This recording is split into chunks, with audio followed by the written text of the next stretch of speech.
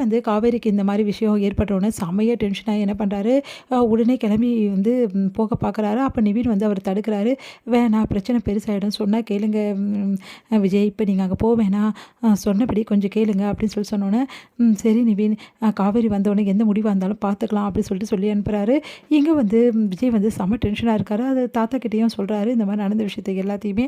அதை கேட்டு தாத்தாவும் வந்து என்ன ஆச்சு, இந்த மாதிரி ஆயிருக்கா, அந்த பசுபதி இவ்வளோ பண்ணியிருக்கான், ஆவான் இவ்வளோ செய்வான், இதுக்கு மேலேயும் செய்வான், அதனால தான் அவன் சகவாசமே நம்மளுக்கு வேணான்னு சொல்கிறேன், அந்த குடும்பத்தில் என்ன வேணாலும் பண்ணிட்டு போட, நம்மளுக்கு என்ன வந்தது அப்படின்னு சொல்லிட்டு பாட்டி சொல்கிறாங்க.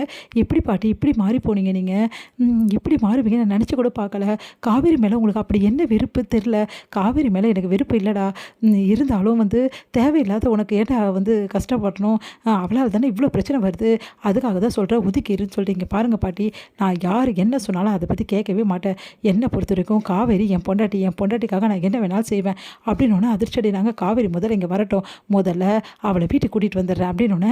அப்படியே விஜய் பார்க்குறாங்க. பாட்டி என்ன சொல்கிறப்பா அப்படின்னு. ஆமாம் தாத்தா, நான் முடிவு பண்ணிட்டேன் தாத்தா, இதுக்கு மேலே காவேரி விட்டு பிரிஞ்சு நான் இருக்கவே போகிறதில்ல, யார் என்ன சொன்னாலும் சரி, காவேரியை தடுத்தாலும் சரி, காவேரி என்ன தான் தடுத்து நிறுத்தினாலும் அவளை தூக்கிட்டாவது வந்துடுவேனே தவிர அவளை அங்கே விட்டு வைக்க போகிறதில்ல தாத்தா அப்படின்னு. அப்படியே அதிர்ச்சியாக தாத்தா பார்க்குற. என்னப்பா விஜய் இப்படியெல்லாம் பேசுகிற, வேறு எப்படி தாத்தா பேசுறது, எவ்வளோ நாள் தான் நான் அவங்க அம்மாக்காகவும் அவங்க குடும்பத்துக்காகவும் பயந்துருக்க முடியும், அதெல்லாம் என்னால் முடியாது, காவேரி சட்டப்படி என் பொண்டாட்டி என் கூட இருக்க ரைட்ஸ் அவளுக்கு கண்டிப்பாக இருக்குது, அதனால் நான் கூட்டிகிட்டு வர தான் போகிறேன் அப்படின்ற மாதிரி சொல்கிறாரு. அதை கேட்டு வந்து பயங்கரமாக கல்யாணம் அதிர்ச்சி அடைகிறாங்க. என்ன இவன் இப்படி பேசுகிறான் அப்படின்னு. காவேரி வரமாட்டேன்னு சொன்னாலும் சரி, இல்லை அவங்க வீட்டில் இருக்கவங்க அனுப்ப மாட்டேன்னு சொன்னாலும் சரி, நான் காவேரியை விட்டு வைக்கிறதா ஐடியாவே கிடையாது, அவளுக்கு 2 நாள் டைம் கொடுத்தா, அந்த 2 நாள் டைமும் முடிஞ்சு போச்சு, நாளைக்கு அவளை போய் கூப்பிட போவேன், அப்படியே வந்துட்டா சரி, அப்படி வரலன்னா நான் வலுக்கட்டாயமாக அவளை இழுத்துட்டு வந்துடுவேன் தாத்தா அப்படின்னு. பயங்கரமாக அதிர்ச்சி அடைகிறார் தாத்தா. இல்லைப்பா வேறு ஏதாவது பிரச்சனை, அதெல்லாம் ஒன்றும் ஆகாது தாத்தா, என் பொண்டாட்டியை நான் எப்படி கூட்டின்னு வரணும் எனக்கு நல்லாவே தெரியும், யார் என்ன பண்ணாலும் அதை பற்றி எனக்கு கவலை கிடையாது அப்படி சொல்லிட்டு போகிறாரு. அதை கேட்டு பயங்கரமாக வந்து கல்யாண பாட்டி அதிர்ச்சி அடைகிறாங்க. உடனே கல்யாண பாட்டி வந்து தாத்தா கிட்ட வந்து பேசுகிறாங்க. இவன் பண்ணுறது ஏதாவது நல்லா தான் இருக்கா, நான் சொன்னால் நீ போய்ச்சிக்க போகிறான் தான் நான் கம்முன்னு இருக்கேன், இங்கே பாருங்கள், அவன் ஒரு வேளை வந்து அங்கே கூட்டிகிட்டு வந்தான் வீட்டுக்கு காவேரியை, அதுக்கப்புறம் என்னை இந்த உலகத்திலே நீங்கள் பார்க்க மாட்டீங்க அப்படின்றாங்க.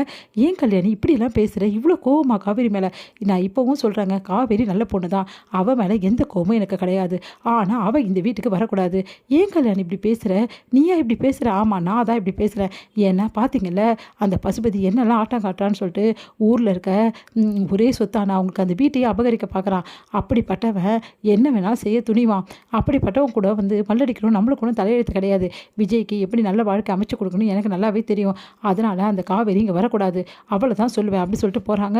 அதை கேட்டு வந்து தாத்தா என்ன பண்ணு திறமை தவிக்கிறாரு.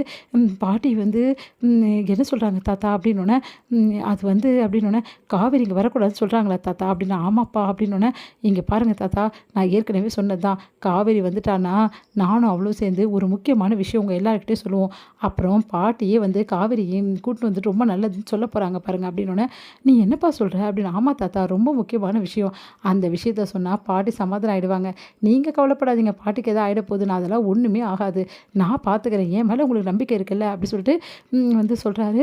உடனே வந்து தாத்தா வந்து அது வந்துப்பா இல்லைப்பா பாட்டி ரொம்ப பிடிவாதமாக இருக்கா, அதனால தான் கல்யாணி பிடிவாதம் பிடிச்சா அவ்வளோதான் அப்படின்னோடனே, நான் பார்த்துக்கிறேன் எப்படி பாட்டியை கூல் பண்ணணும் எனக்கு நல்லாவே தெரியும், அதனால் பாட்டியை பற்றி நீங்கள் கவலைப்படாதீங்க தாத்தா, முதல்ல காவேரியை நான் கூட்டிகிட்டு வரேன், அதுக்கப்புறம் அந்த விஷயத்தை நாங்கள் சொல்கிறோம் 2 பேரும் சேர்ந்து, அதுக்கப்புறம் பாருங்கள் பாட்டி எவ்வளோ கூல் ஆகிடுவாங்கன்னு சொல்லிட்டு அப்படின்னோடனே யோசிக்கிறாரு தாத்தா.